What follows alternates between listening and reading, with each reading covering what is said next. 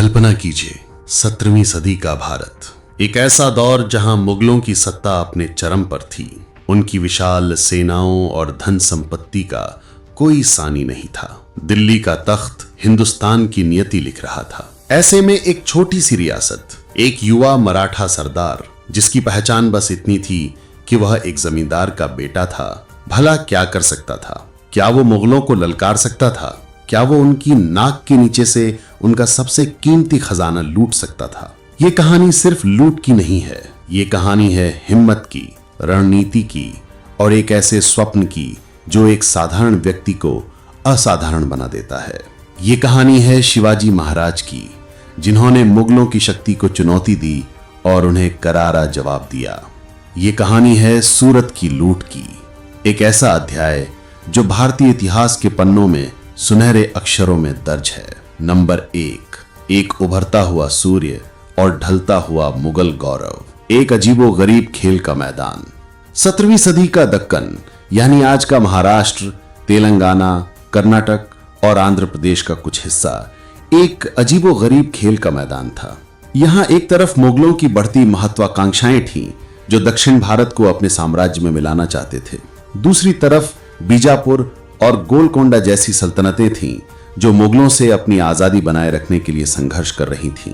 इन सब के बीच सह्याद्री पर्वत श्रृंखलाओं की घाटियों में एक नया शक्ति केंद्र धीरे धीरे आकार ले रहा था, मराठा।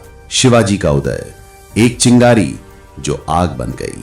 शिवाजी भोंसले, जिन्हें हम शिवाजी महाराज के नाम से जानते हैं, का जन्म 1630 में शिवनेरी किले में हुआ था।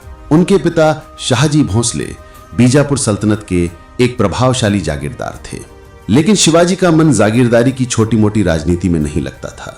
उनकी मां जीजाबाई ने उन्हें बचपन से ही रामायण और महाभारत की कहानियां सुनाई, जिससे उनके भीतर धर्म, न्याय और स्वराज की भावना प्रबल हुई। शिवाजी ने बहुत कम उम्र से ही अपने आसपास के किलों पर कब्जा करना शुरू कर दिया। ये किले जो पहले बीजापुर सल्तनत के नियंत्रण में थे, अब धीरे धीरे शिवाजी के अधीन आने लगे। उनकी शुरुआती विजयों में तोरण और कोंढाणा जैसे महत्वपूर्ण किले शामिल थे। इन जीतों से शिवाजी की ख्याति फैलने लगी और लोग उन्हें एक स्वतंत्र मराठा राज्य के सपने के साथ जुड़ने लगे। औरंगजेब का साम्राज्यवादी जुनून। दिल्ली में औरंगजेब का शासन था, एक कट्टर और महत्वाकांक्षी शासक जिसका लक्ष्य पूरे भारत को अपने अधीन लाना था। दक्षिण भारत, विशेषकर दक्कन, उसके लिए एक चुनौती था। शिवाजी का उदय औरंगजेब की आंखों में चुभने लगा था। उसे यह बर्दाश्त नहीं था कि कोई इतनी कमजोर शक्ति उसके विशाल साम्राज्य को चुनौती दे। औरंगजेब ने शिवाजी को कुचलने के लिए अपनी पूरी ताकत लगा दी। उसने बीजापुर और गोलकोंडा के साथ मिलकर शिवाजी के खिलाफ अभियान चलाए, लेकिन शिवाजी की गुरिल्ला युद्ध नीति ने मुगलों को बार बार हैरान किया। एक अजीबो गरीब तथ्य, क्या आप जानते हैं कि शिवाजी ने अपनी सेना में सिर्फ सैनिक ही नहीं बल्कि जासूसों का एक विशाल नेटवर्क भी बनाया था। उनके जासूस इतने दक्ष थे कि वे दुश्मन के शिविरों में घुसकर महत्वपूर्ण जानकारी जुटा लेते थे, जिससे शिवाजी को अपनी रणनीति बनाने में बहुत मदद मिलती थी। ये जासूसी नेटवर्क इतना मजबूत था कि औरंगजेब को शिवाजी के हर कदम की खबर लगने में हमेशा देरी होती थी। नंबर 2, मुगलों की आर्थिक राजधानी सूरत, मुगलों का नगीना। सूरत, जिसे बाबुल मक्का यानी मक्का का प्रवेश द्वार भी कहा जाता था, 17वीं शताब्दी में मुगल साम्राज्य की सबसे महत्वपूर्ण व्यापारिक नगरी थी। यह शहर गुजरात के पश्चिमी तट पर तापी नदी के मुहाने पर स्थित था। इसकी भौगोलिक स्थिति ने इसे एक आदर्श बंदरगाह बना दिया था। सूरत की प्रसिद्धि का मुख्य कारण था इसका अंतर्राष्ट्रीय व्यापार। यहां से दुनिया भर में सूती कपड़े, रेशम, मसाले, अफीम और नील जैसे उत्पाद निर्यात किए जाते थे। यूरोपीय व्यापारी जैसे डच, अंग्रेज और फ्रांसीसी सभी सूरत में अपनी व्यापारिक कोठियां स्थापित कर चुके थे। उनकी व्यापारिक गतिविधियों ने सूरत को एक संपन्न और जीवंत शहर बना दिया था। धन दौलत का अंबार। सूरत की दौलत का अंदाजा इस बात से लगाया जा सकता है कि यहां बड़े बड़े सेठ और व्यापारी रहते थे जिनके पास अकूत धन संपत्ति थी। मुगल दरबार को सूरत से भारी राजस्व प्राप्त होता था, जिससे साम्राज्य की विशाल सेना और शाही खर्चों का वहन किया जाता था। सूरत को मुगल साम्राज्य की आर्थिक राजधानी कहना गलत नहीं होगा। एक अजीबोगरीब तथ्य, सूरत में उस समय दुनिया की सबसे बड़ी हीरे की खानें भी मौजूद थीं और सूरत उन हीरों के व्यापार का एक प्रमुख केंद्र था। यहां पर दुनिया के कई प्रसिद्ध हीरे जैसे कोहिनूर और ओरलोव भी बेचे जाते थे। इस वजह से सूरत में बेशकीमती रत्नों का भी व्यापार बड़े पैमाने पर होता था। कमजोर सुरक्षा व्यवस्था। इतनी धन संपत्ति होने के बावजूद सूरत की सुरक्षा व्यवस्था सरप्राइजिंगली रूप से कमजोर थी। मुगल गवर्नर और उनके अधिकारी शहर की सुरक्षा की बजाय अपनी विलासिता और व्यापार में अधिक व्यस्त रहते थे। शहर के चारों ओर एक पुरानी दीवार थी जो हमलों से बचाने के लिए पर्याप्त नहीं थी।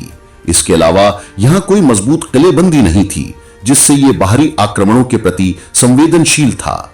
ये कमजोरी शिवाजी की तेज नजरों से छिपी नहीं थी।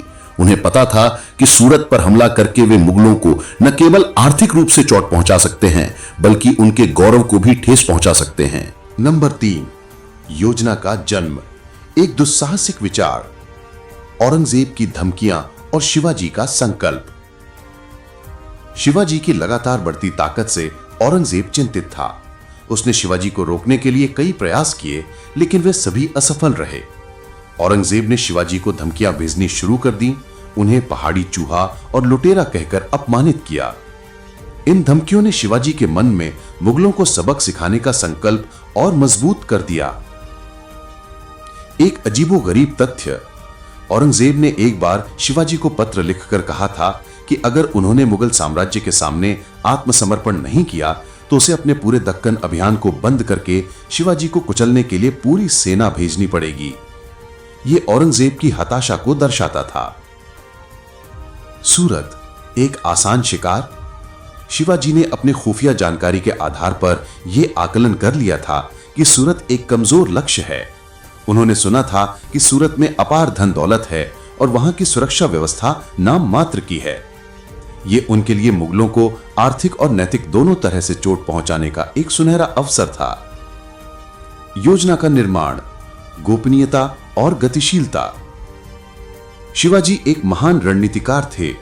उन्होंने अपनी योजना को अत्यंत गोपनीय रखा। उन्होंने अपने विश्वसनीय सलाहकारों और सेनापतियों के साथ मिलकर एक विस्तृत योजना तैयार की। इस योजना के मुख्य बिंदु थे तेज गति। शिवाजी जानते थे कि सूरत तक पहुंचने और वहां से लूटकर वापस आने के लिए उन्हें अत्यधिक गति की आवश्यकता होगी।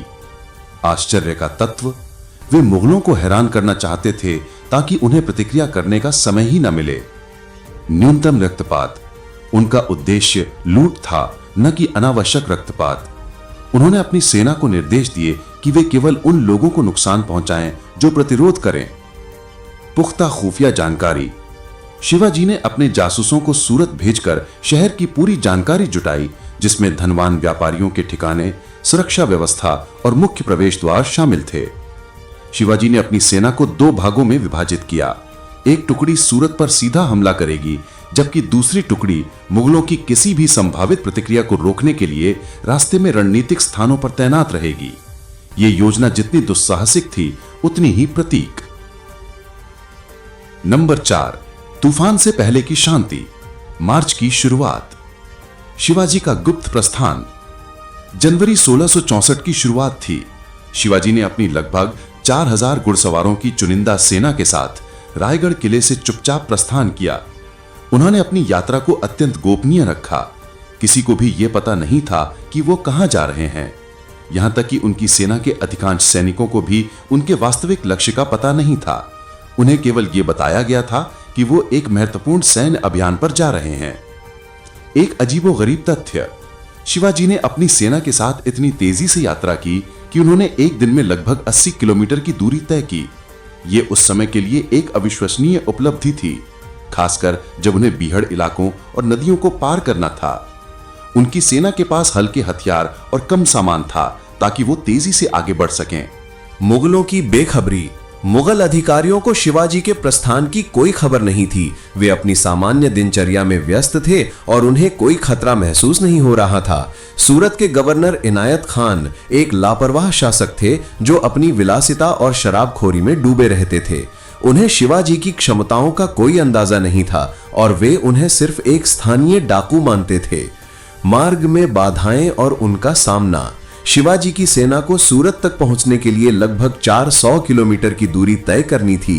ये यात्रा आसान नहीं थी। उन्हें घने जंगलों, ऊबड़ खाबड़ पहाड़ों और नदियों को पार करना पड़ा, लेकिन शिवाजी के नेतृत्व और उनकी सेना के अनुशासन ने उन्हें इन सभी बाधाओं को पार करने में मदद की।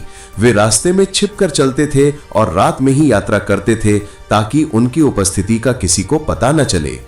जैसे जैसे वे सूरत के करीब पहुंच रहे थे, स्थानीय लोगों में अफवाहें फैलनी शुरू हो गईं। कुछ व्यापारियों और यात्रियों ने शिवाजी की सेना को देखा और उन्हें सूरत के अधिकारियों को सूचित करने की कोशिश की, लेकिन उनकी चेतावनियों को गंभीरता से नहीं लिया गया। मुगलों का अहंकार इतना बड़ा था कि वे किसी भी मराठा हमले की संभावना को स्वीकार ही नहीं कर सकते थे। नंबर 5, सूरत पर हमला, आग और सोने का खेल। सुबह का सूरज और मराठा तलवारें। 6 जनवरी 1664 की सुबह थी। सूरत के निवासी अभी तक अपनी नींद से नहीं जागे थे जब शिवाजी की सेना शहर के बाहरी इलाके में पहुंच गई। मुगलों को अभी भी कोई अंदाजा नहीं था कि क्या होने वाला है। सुबह के पहले प्रकाश के साथ शिवाजी ने अपने सैनिकों को हमला करने का आदेश दिया।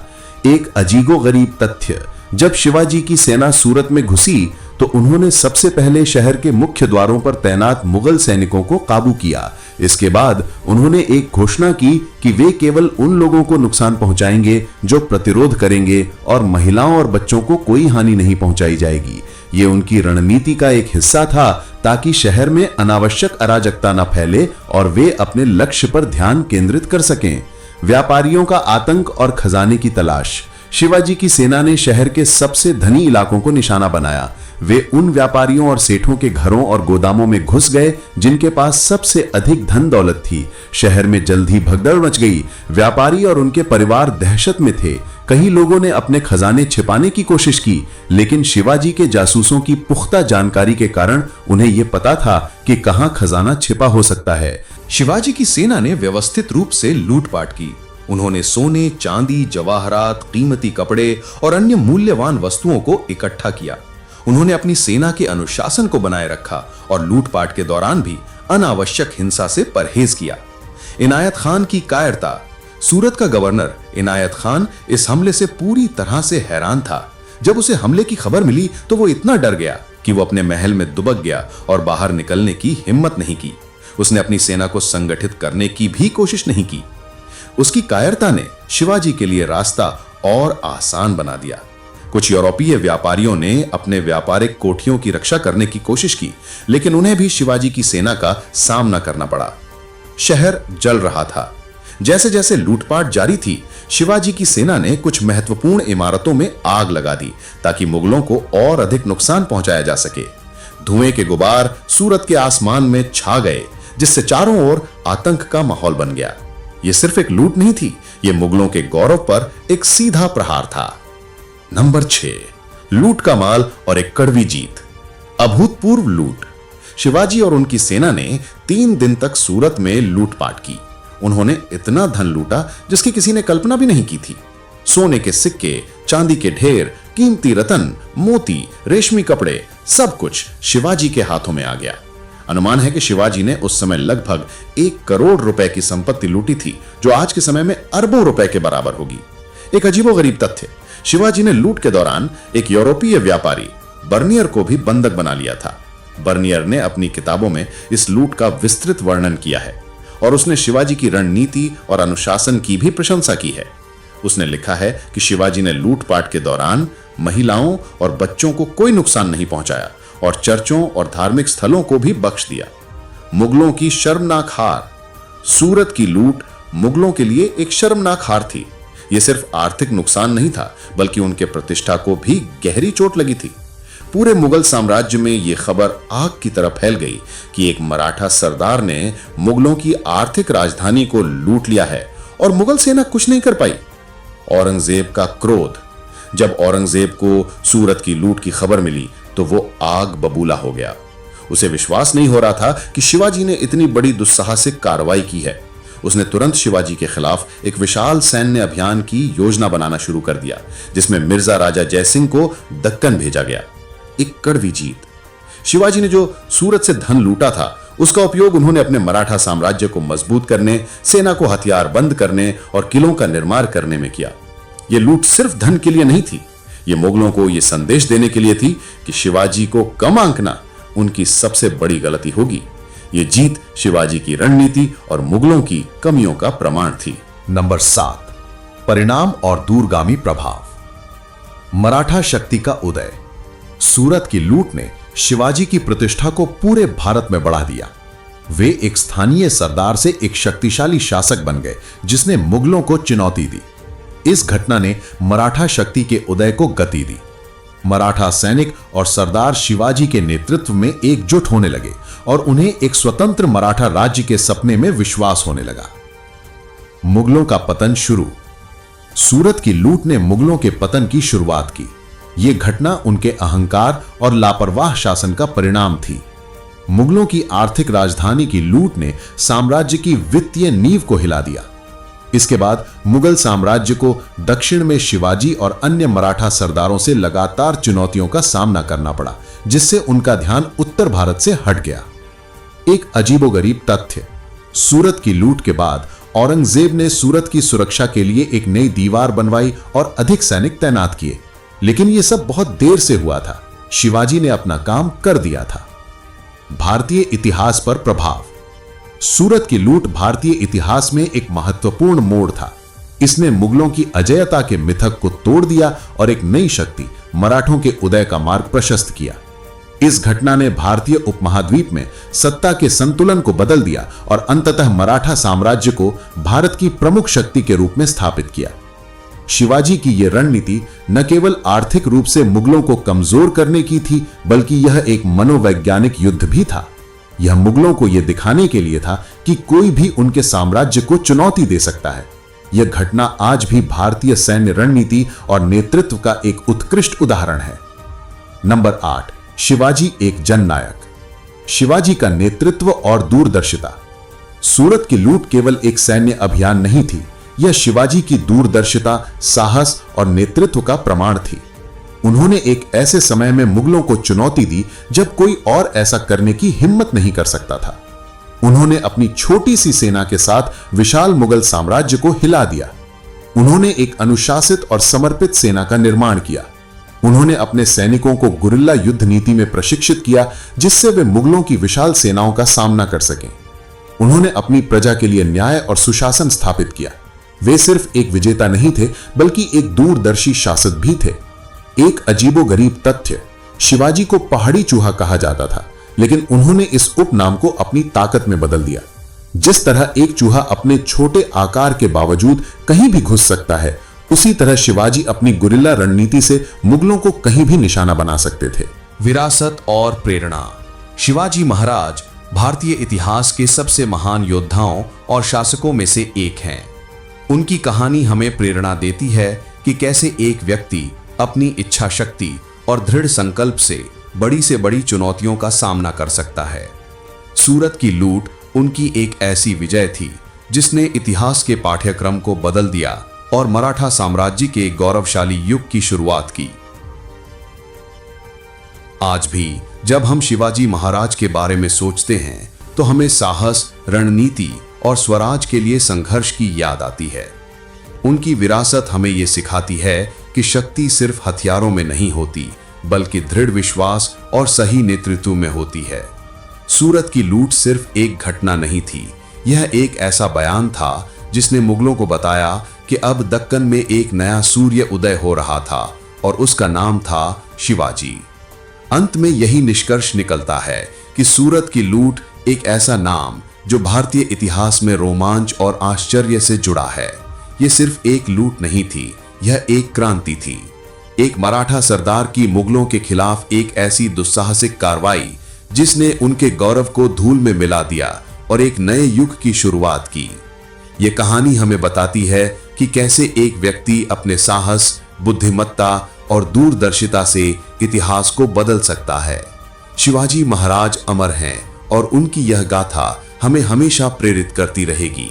यह सिर्फ अतीत की कहानी नहीं है, यह भविष्य के लिए एक सबक है कि जब तक अन्याय है तब तक कोई न कोई शिवाजी उसे चुनौती देने के लिए खड़ा होगा।